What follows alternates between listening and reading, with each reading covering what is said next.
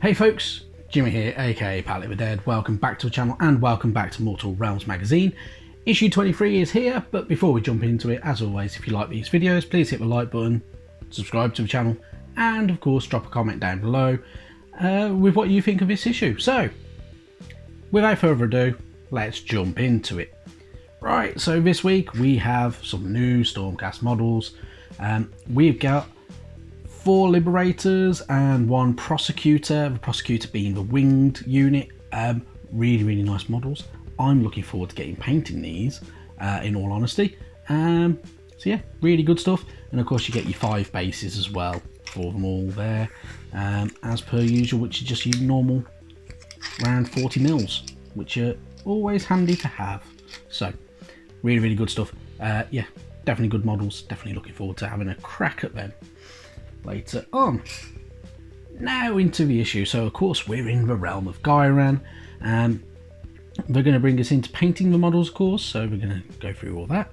Some new war scrolls and a new battle plan in this issue. So to start off with, we're greeted by Stormcast Liberators. So Liberators are the brave and stoic warriors who make up the majority of a Storm host's fighting force. They can always be found at the heart of the battle. So, as you can imagine, Liberators are the main core foot soldier for the Stormcast Eternals. They stand at the front with their shield raised, their hammer in hand, carrying a sword for if they need a bit more close combat and a bit more slashy action. That artwork is really cool. I like that picture. That picture is one of the kind of a cool picture. I mean, his face is a bit derpy. I prefer to see him helmeted, but he's got that broken shield, carrying a hammer which has some blood on it from the looks of it, and he looks quite brutal and quite like he's just ready for a fight. So really cool stuff. Do really like the Liberators as well, but nice warriors. And then you've got a few ways of you can play them. So you've got some standout Liberators there. So Dantos Vestrian,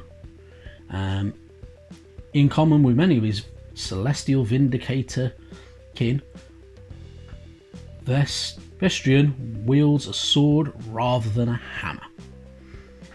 Before each battle he offers prayers not only for Sigmar but to the Father of Blades, the mythical sword spirit revered by the Celestial Vindicators. So, going through, of course, Liberators of the Celestial Vindicators tend to be sworded up and not carrying hammers. They prefer the blades because they also worship the Father of Blades spirit as well as Sigmar himself. Ambrose Cloudbreaker. Ambrose Cloudbreaker belongs to the Silver Edge Retinue, part of the Stormforged Warrior Chamber of the Hallowed Knights. He prefers to wield a pair of warhammers for smiting Sigmar's foes, with the Holy Warhammer brings him closer to God. So, a unit who prefers dual wielding hammers. There's so many different ways that Liberators, like the Prosecutors, like to perform, because you've also got Hyrus Dawnhammer, who was once a simple peasant farmer. When his home was overrun by Nurgle's pestilent followers, he took up his matlock and stood against the Chaos Invaders. He now wields a great hammer in place of his improvised weapon. So, as the kind of narrative with kind of like Mortal Realms and how Stormcast work, they are former mortals who have mainly kind of done something slightly heroic. They've stood their ground against like chaos. They have performed heroic feats in some cases, and some of them have that personality still coming through when they are reforged into the Stormcast Eternals by Sigmar. Really cool, really nice. Yeah, but really good stuff for good models, for nice kind of idea, and you can play a bit of narrative between all your Stormcast as well, if you wish to, if you're willing to convert any of them, or do little bits and pieces with them. So, not too bad. Prosecutors. So, the Prosecutors. Streaking into battle on wings of divine light come the Prosecutors. these blade-winged heroes bring the God King's wrath to his foes. So yeah, so with the Prosecutors being winged, they do fly, of course. So they carry several different things with them. So they have the Comet Sigil, which is atop their helmet, which represents the Angelos conclaves. Celestial hammers, so they carry a pair. In a lot of cases they carry a pair of hammers. Sometimes they carry axes, sometimes they carry one hammer, that type of thing. They also carry a Sigmarite blade with them, just in case they need it, as well as having Sigmarite plate armour, which is the standard for all Stormcast really. They have Honour Parchment. These parchment scripts are inscribed with runes of honour and victory, which is what the model's actually based on and kind of using to balance. Yeah, I mean, if you're flying, you wouldn't want to have that long bit of parchment kind of trailing behind you, because somebody could grab it and use it against you. And then of course I've got the Wings of Light as well.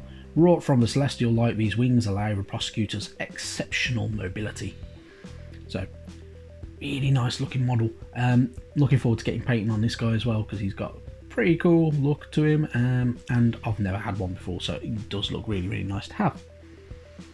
Then we're continuing from that page that we had the other week, 2 issues ago. Was the kind of the stories. So this is kind of done more in the novelization style way of doing things. So the newly dead. The undead creatures that are most likely to be confronted in the wilds of Shaiish are created from the bodies of fallen mortals. Most commonly Duradin, elves and humans. These creatures are commonly known as zombies. What follows are observations on these, the lowliest form of undead. So, detailing more about how zombies are kind of are. Zombies have been the most common of the undead creatures in the realm of Shaiish. Nighthorns being some of the kind of newest, but some of the numerous. So they can be kind of risen. You get some really, really nice zombie models. Not as many anymore, because they don't really focus on the zombies for good old Age of Sigmar, but they used to. But if you do play Blood Bowl, there is really, really nice Champions of Death, and you get a couple of zombies that look really, really cool in that Champions of Death Blood Bowl team. So, one to look out for. There are also some other bits and pieces, so it gives you a bit more information about Necromancers, Direwolves, and Corpse Carts. Corpse Carts are really, really cool because they are dragged along by zombies. And yeah, they are ridden by a Necromancer himself. So yeah, really, really good stuff. It's always nice to see stuff like that as well, where it's not so kind of formal looking, and it is designed to be kind of more like, this is from observations and novels and a book, kind of a scientific journal, if you will. Your how to build guide, pretty simple, pretty easy. Personally, what I would suggest doing if you want to get a really decent paint job, don't attach the shields straight away.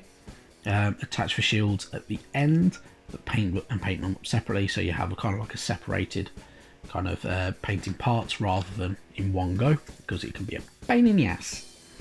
The Prosecutor, in all honesty, I think the way I would do it is paint the main body separate from the wings.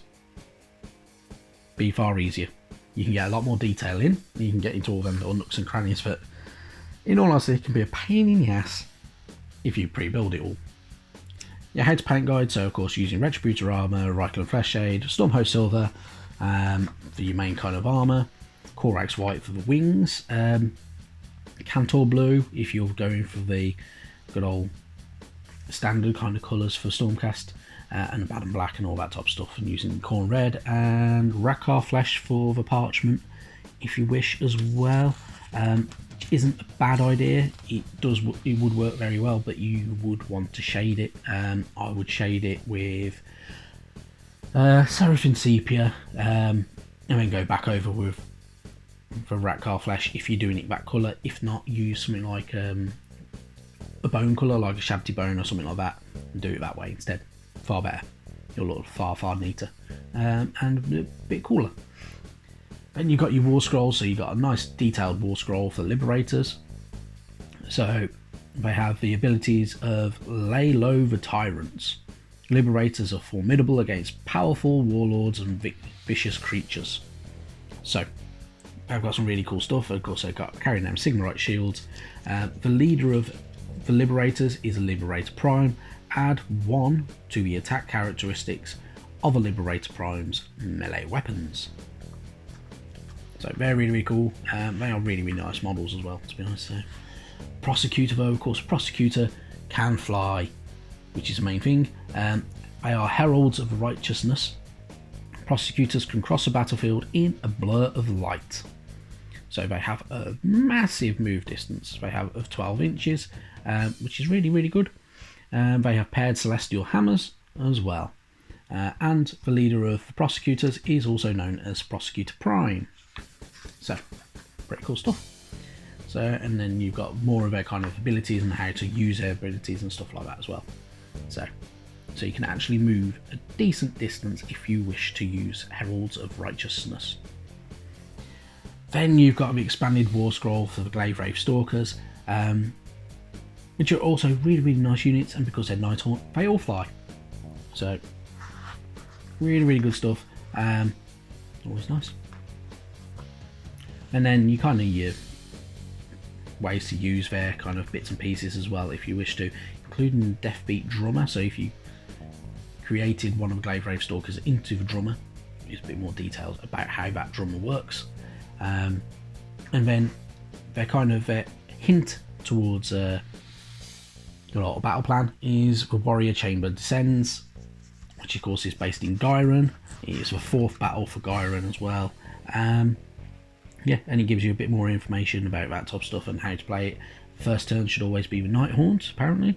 And yeah, and it is basically 1 Prosecutor, 4 Liberators for Night Quester going up against 4 Glaive Wraith Stalkers, 10 Chain Rasps, and a Dreadblade Harrow. So a single Dreadblade Harrow. So on that Gyron map as well, which is always really nice. So yeah, really good stuff. Nice issue. Nice models as well this week.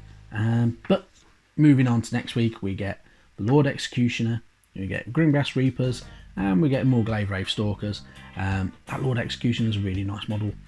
Grimgrass Reapers are pretty cool as well, and the Glaive Wraith Stalkers we've already had some, but it's always nice to have some more to bolster those units outwards. So 10 models next week, which is fantastic saving, really, in all honesty. For £8, well worth the money, everything like that. The week after, for issue 25, we get 2 new paints. We get Balthasar Gold and Agrax Earthshade, and they'll tell us about Nurgle, the Plague God, and some more rules for utilising magic within your games. And that's it, really quick and simple. But before I go, I'm wanting to give you a quick update from the video I uploaded on Monday. If you are not a subscriber through mail order, you can't apparently buy the books. They're not going to be selling the novellas separately. It is only for subscribers, and that is it, from what I've been told. I emailed good old Hatchet Partworks, and that was their response to me, as well as some really good typos. So yeah, so not fantastic, but if you are a mail order subscriber, you're going to get some really cool gifts out of it, which is always nice, in all honesty. So yeah, so you'll get something that mere mortals such as myself cannot get, because I do not subscribe directly through them. I subscribe through a news agent. Otherwise, I would not be able to do a weekly video if I went through the publisher. Anyway, right, I'm going to bugger off now. Hope you've enjoyed the video. If you have, hit the like button, subscribe, drop a comment, let me know how you're getting on with your models, let me know with what colour scheme you've gone for your Stormcast, and what have you. Right, catch you next time. Bye bye now.